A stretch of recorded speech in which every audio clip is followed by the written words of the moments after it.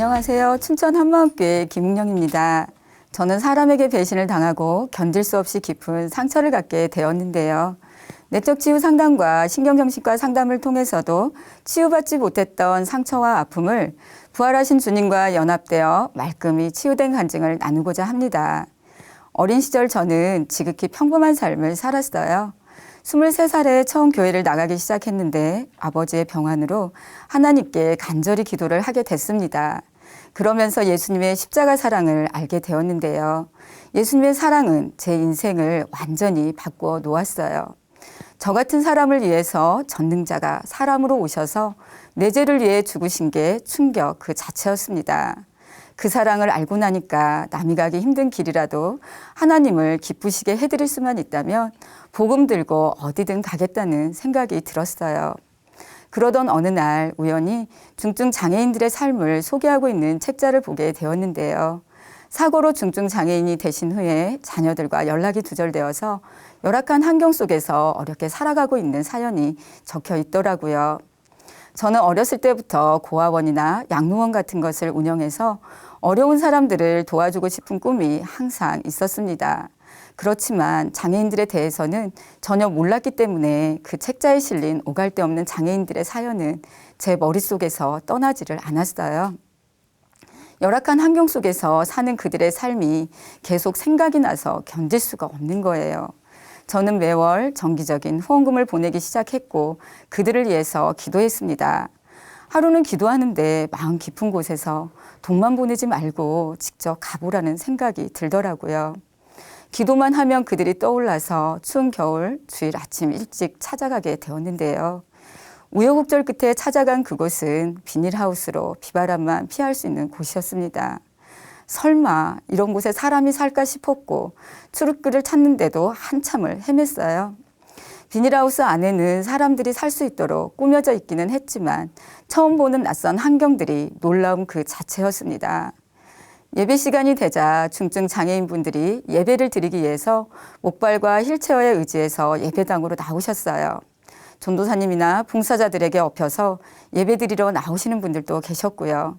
그런데 그분들은 불편한 몸을 가지고도 온몸으로 찬양을 하며 기쁘게 예배를 드리는 거예요. 믿음의 초보자인 저로서는 그들의 모습이 정말 아름답게 보였습니다. 무엇보다 이름 없이 어려운 환경 속에서 그분들을 섬기시는 전도사님들과 자원봉사자들의 삶을 보면서 진지하게 저의 삶을 돌아보게 되었지요.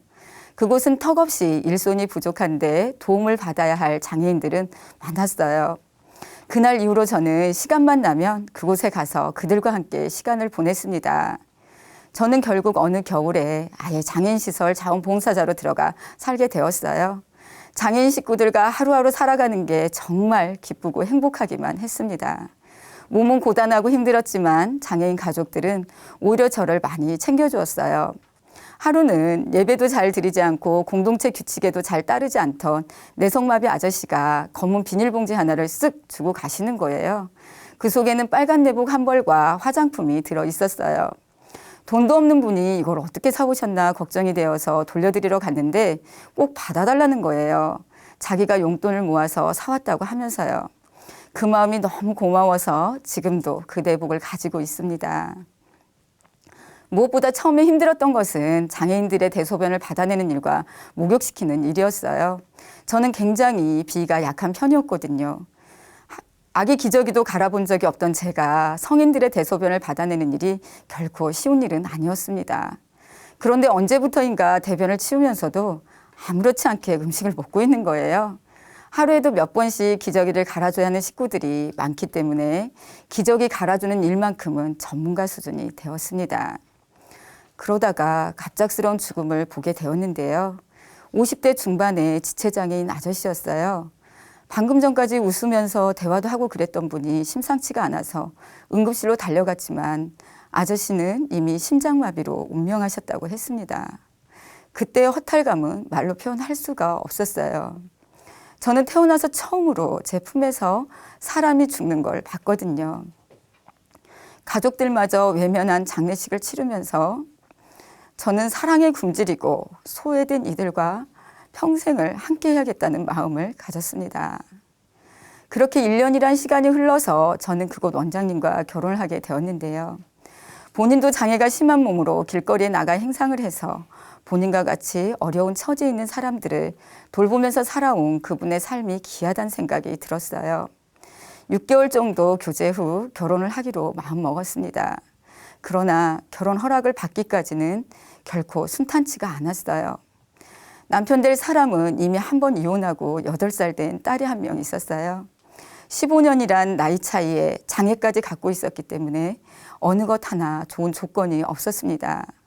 거기다 생활 환경도 장애인들과 함께 공동체 생활을 해야 했기 때문에 오빠와 이모님이 다녀간 후에 반대는 절정에 달했어요. 오빠에게 끌려가서 호되게 맞기도 하고 감금도 당했었지만 몰래 도망쳐 나와 결국은 반대를 무릅쓰고 결혼식을 올리게 되었습니다. 친정에서는 엄마와 어린 두 동생들만 어렵게 참석을 하였어요. 결혼식장은 엄마의 대성 통곡으로 초긴장 상태에서 진행이 되었고 눈물의 결혼식을 마쳤습니다.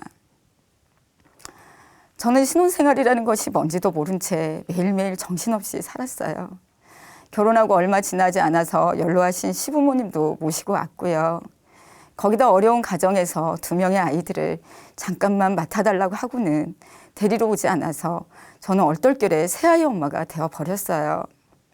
어떻게 소문을 들었는지 어려움에 처해 있는 장애인, 치매 노인, 알코올 중독자까지 가족들은 늘어만 갔습니다. 시간이 흘러가면서 저의 몸과 영혼은 지쳐만 갔어요. 우리 기관은 나날이 커지고 유명해졌는데 제 마음은 기쁨이 점점 사라졌습니다. 하나님과 관계가 잘 되지 않는 상태에서 주의 일을 하고 어려운 사람들을 섬기다 보니 힘이 들었어요. 저에게는 감당해야 할 책임들이 늘어만 갔고 영적인 상태는 바닥이 드러나기 시작했습니다. 저의 관심과 사랑이 필요한 사람은 많았지만 정작 제가 힘들 때 마음 놓고 말할 곳이 없다는 것이 괴로웠어요. 심하게 반대한 결혼을 했기 때문에 친정 엄마에게조차도 힘든 생활을 말할 수가 없었습니다. 결혼 생활도 남편과의 갈등으로 점점 힘들어졌어요. 남편은 유명세를 타기 시작하면서 장애인 식구들에 대한 순수했던 초심을 잃어갔습니다. 특히 남편의 여자 문제는 저를 너무 힘들게 했고 폭언과 폭력은 참을 수 있었지만 남편의 끝없는 거짓말은 저를 거의 미치게 만들었습니다. 사람들은 제 말이 아니라 남편의 말을 믿었어요. 남편은 온갖 거짓말로 저를 사람들로부터 고립시켰고 의지할 분은 하나님밖에 없는데 기도조차 할 수가 없었습니다. 남편에 대한 미움과 분노는 날이 갈수록 깊어졌고 제 마음은 피폐해져 갔습니다. 누구한테 말도 못하고 죽을 것 같은 고통을 참고 있을 때 남편은 오히려 이혼을 해달라고 했습니다. 배신의 아픔으로 저는 견딜 수가 없었어요. 무엇보다 제 영적 상태는 완전 최악의 상태였습니다. 로마서 말씀처럼 하나님을 알되 하나님으로 영화롭게도 아니하며 감사치도 아니하고 오히려 그 생각이 허망하여지며 미련한 마음이 어두워져서 기쁨과 감사가 제 삶 속에서 사라져 버렸어요. 불면증과 우울증으로 저는 심각한 상태였습니다. 새해 첫날 21일 작정 금식 기도를 하러 갔어요. 저 스스로 목숨을 끊을 수 없으니 죽지도 못하고 차라리 금식하다 천국 갔으면 좋겠다는 심정으로 기도원에 갔는데요. 19일째 새벽에 주님께서는 나는 참 포도나무니 너는 나의 가지가 되거라는 말씀을 3번 들려주셨어요. 그리고 금식 끝나는 날 저녁 설교 말씀이 요한복음 15장 5절 말씀이었는데요. 저는 예수님만 붙들고 떠나지 않으면 되겠구나 하는 믿음으로 금식 기도를 마치고 집으로 돌아왔지만 환경은 변한 게 아무것도 없었습니다. 결국 이혼을 하게 되었고 모든 것을 다 빼앗기고 아이들만 데리고 빈털터리가 되어서 나왔습니다. 저는 그 충격으로 대인기피증이 생겨서 밖에도 나오지 못하고 한 달을 방 안에서만 지냈어요. 그러던 중에 엄마가 병원에 입원하셨다고 하셔서 제가 간병을 하겠다고 전주로 내려갔습니다. 거기서 언니 한 분을 만났는데요. 언니는 복음을 전하는 게 좀 남달랐어요. 예수님의 부활을 전하는데 역사적인 실존 인물이기 때문에 자기가 아무리 예수님이 부활 안 했다고 우겨도 예수님의 부활은 사실이라고 했습니다. 예수님의 부활은 역사적인 사실이고 예수님의 제자들도 부활을 보고 나서야 순교의 삶을 살았다는 말에 저는 마음속으로 많이 놀랐어요. 부활에 초점을 맞춰서 복음을 전하는 사람을 그동안 한 번도 보지 못했거든요. 예수님의 부활이 너무도 새롭게 들리기 시작했습니다. 부활, 역사적 사실, 실존 인물 맞지. 그걸 모르는 바가 아니었어요. 그러나 저는 예수님의 부활을 전하기보다는 항상 내 죄 때문에 죽어주신 예수님의 사랑이 더 컸었습니다. 언니의 권유로 수련회에 참석하게 되었어요. 그런데 수련회 첫날 저녁 말씀을 듣는 중에 저를 송두리째 사로잡은 단어가 목사님을 통하여 흘러나왔어요. 그건 바로 동일시란 단어였습니다. 예수님께서 성도들을 핍박하였던 사울에게 사울아 사울아 내가 어찌하여 나를 핍박하느냐 하시는 말씀을 읽어주시면서 예수님은 성도의 아픔을 자신의 아픔과 동일시하셨다는 거예요. 계속해서 여러분들이 어떤 존재입니까? 여러분들이 어떤 존재입니까? 세상도 여러분을 어쩌지 못하는 그렇게 소중한 존재들입니다 하고 힘있게 선포하시는데 상처로 철저하게 닫혀졌던 제 마음의 빗장들이 하나둘씩 열어지면서 눈에서는 눈물이 흐르기 시작했습니다. 요한복음 15장 포도나무와 가지 비유를 통해서 연합이라는 단어가 또 한 번 저를 경악하게 만들었는데요. 연합, 때려야 뗄 수 없는 주님과 나와의 완전한 하나. 그 사랑에 저는 엎드려질 수밖에 없었습니다. 동일시, 연합, 이 두 단어는 저에게 너무나 강력하게 다가왔어요. 저의 아픈 마음, 낮은 자존감을 회복시키는 놀라운 치유의 역사가 그 자리에서 바로 일어났습니다. 동일시란 단어와 연합이란 말씀 앞에 그대로 상처가 치유되었어요. 저는 오랜 시간 동안 누구에게도 말할 수 없는 억압과 핍박을 당하면서 비관주의와 냉소주의자로 전락해가는 저 자신을 발견하면서도 그대로 방치했었는데요. 많은 사람들이 당신은 사랑받기 위해 태어난 존재이고 소중한 사람이라고 아무리 말을 해줘도 제 마음에 그 말들이 와 닿지를 않았습니다. 저는 끊임없는 자기 학대로 많은 시간을 허비했고 그 상처를 치유받기 위해서 우리나라에서 내노라 하는 내적 치유 상담 박사님을 만나기도 했지만 제 몸과 마음은 회복할 기미를 보이지 않았습니다.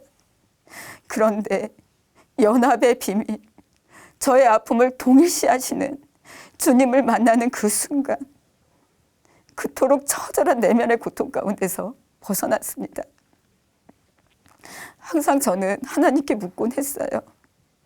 왜 하나님은 제가 이렇게 죽을 만큼 힘든데 바라만 보시고 계시냐고. 하나님 딸이 너무도 마음이 아파서 죽을 것 같은 고통을 겪고 있는데 왜 그냥 멀리서 바라만 보시고 계시냐고요. 그런데 그 답을 분명히 알게 되었어요. 내가 얼마나 소중한 존재인지 내 안에 들어오셔서 하나가 되어주신 예수님의 사랑이 너무나 놀라웠습니다. 금식할 때 들려주신 포도나무와 가지 말씀이 어떤 말씀인지를 목사님을 통해서 정확히 알게 해주셔서 감사했습니다. 오직 복음으로만 상처 치유가 완전하게 이루어진다는 사실, 바로 부활하신 예수님의 능력이었습니다. 모든 것이 선명해졌어요. 처절한 상처 가운데서 제가 고통당하면서 살 수밖에 없었던 저의 영적 상태를 정확하게 보게 되었습니다. 부활하신 예수님께서 모든 것을 다 이루신 사실을 모르고 그동안 제가 주인 되어서 애쓰고 용을 쓰는 율법적인 신앙생활을 했더라고요. 느낌, 감정, 체험이 아닌 모든 사람에게 믿을 만한 증거, 예수님의 부활을 주셨는데 저는 부활의 반석 위에 세워진 믿음이 아니었기 때문에 상황과 환경에 따라서 흔들릴 수밖에 없었던 거였습니다. 제가 믿고 있는 예수님이라는 분이 어떤 분인지를 잘 알지도 못하면서 신앙생활을 해왔다는 것이 부활을 통해서 정확히 보여졌어요. 부활로 예수님이 하나님이신 것이 확증되어지니 내가 어떤 죄를 해결해야 할지가 알아졌습니다. 제가 주인 되어서 결혼도 하고 제가 주인 되어서 모든 일을 했기 때문에 삶의 모든 것이 힘들 수밖에 없었다는 것을 알게 되었어요. 저의 힘과 노력으로 주의 일을 하는 것은 곧 불법을 행하는 자였습니다. 어떤 죄를 회개해야 할지를 몰라서 저는 행위로 짓는 죄를 끊임없이 회개했었어요. 그러나 죄는 예수님을 믿지 않는 것이 근원적인 죄라는 것을 알게 되었고 하나님께 철저하게 회개하고 부활하신 예수님을 나의 주, 나의 하나님으로 믿게 되었습니다. 부활하신 예수님과 한 생명으로 연합됨으로 저의 잃어버린 자존감과 신분과 정체성이 회복되었어요. 부활을 통해 모든 성경 말씀이 믿어지니까 그동안 해결받지 못했던 모든 문제들도 한순간에 해결되었습니다. 저는 그동안 남편이 용서가 되지 않아 고통 가운데서 살았어요. 그런데 저는 예수님과 연합됨으로 이미 용서하는 자로 거듭났다는 것을 알게 되었습니다. 제가 아무리 몸부림치고 힘써도 안 되던 일들이 저의 머리 대신 예수님의 사랑으로 이미 사랑하는 존재가 되었다는 사실이 놀라웠어요. 진리가 너희를 자유케 하리라는 말씀처럼 자유를 누리게 해주신 주님께 정말 감사했습니다. 누군가를 미워하는 고통 가운데서 살지 않고 자유를 누리는 삶을 살 수 있다는 것이 축복 중에 축복이었습니다. 저의 삶은 기쁨과 감사가 넘치기 시작했어요. 아이들 4명과 어렵게 살았지만 그런 가운데서도 기쁘게 지냈습니다. 추운 겨울날 가스비를 못 내서 냉방에서 전기장판 하나를 의지해서 잠을 자도 기뻤고요. 전기요금을 못 내서 전기가 단전된 적도 있었고 반찬이 없어서 여러 날을 간장에 밥만 비벼 먹을 수 있어도 감사했습니다. 무엇보다 저처럼 상처로 인해 고통당하는 사람들에게 밤낮을 가리지 않고 찾아가서 부활하신 예수님에 대해 예수님과의 연합의 능력에 대해서 전했습니다. 지인 중에 남편의 애도로 심한 배신감과 상실감에 고통당하시는 분이 계셨어요. 가장 사랑했던 남편의 애도로 상담을 받고 아무리 노력을 해도 부부는 하나가 되지 못하고 서로 떨어져 지내고 있었는데요. 저는 수시로 찾아가서 복음을 전하고 연합의 비밀에 대해서도 전했습니다. 아내분이 부활의 주님을 인격적으로 만나고 가정이 회복되어 지금은 잘 지내고 있어요. 병원에서 전도하다가 평생을 애롭게 살아오신 독거노인을 만나서 복음을 전하게 되었는데요. 이분은 2번이나 이혼하시고 자식도 없이 평생을 고생만 하시면서 사셨다고 해요. 췌장암 말기 환자셨는데 복음을 듣고 예수님을 믿지 않은 죄를 회개하고 부활하신 예수님을 마음의 주인으로 영접하셨어요. 예수님을 주인으로 믿고 정말 신실하게 믿음 생활을 하셨어요. 그 힘든 투병 생활을 하면서도 항상 밝은 얼굴로 감사만 하셨습니다. 평생을 상처를 껴안고 다른 사람들에게 못되게 굴었다고 마음 아파하셨던 어르신이 예수님을 믿고 정말 많은 사람들에게 은혜를 끼치는 사람으로 마지막 삶을 사시다가 편안하게 눈을 감으셨어요. 돌아가시기 이틀 전에 저를 찾는다고 병원에서 연락이 와서 급하게 갔더니 제 손을 꼭 잡고 고맙고 사랑한다고 하시는데 눈물을 주체할 수가 없었습니다. 독거노인이라 가족이 아무도 안 계셔서 장례식을 잘 치러드리고 납골당에 모셔드리고 오는 길에 어머니 천국에서 만나요 하고 이 땅에서 마지막 작별 인사를 했습니다. 저는 부활의 주님을 만나 상처와 미움으로 얼룩진 인생을 끝내고 그분 안에서 자유와 소망을 얻었습니다. 예수님과 한 생명된 저는 예수님처럼 유명한 자이고 다 가진 자가 되었습니다. 주님을 뵙는 그날까지 저처럼 깊은 상처로 인해 고통당하는 사람들에게 이 기쁜 소식을 전하며 살겠습니다. 감사합니다.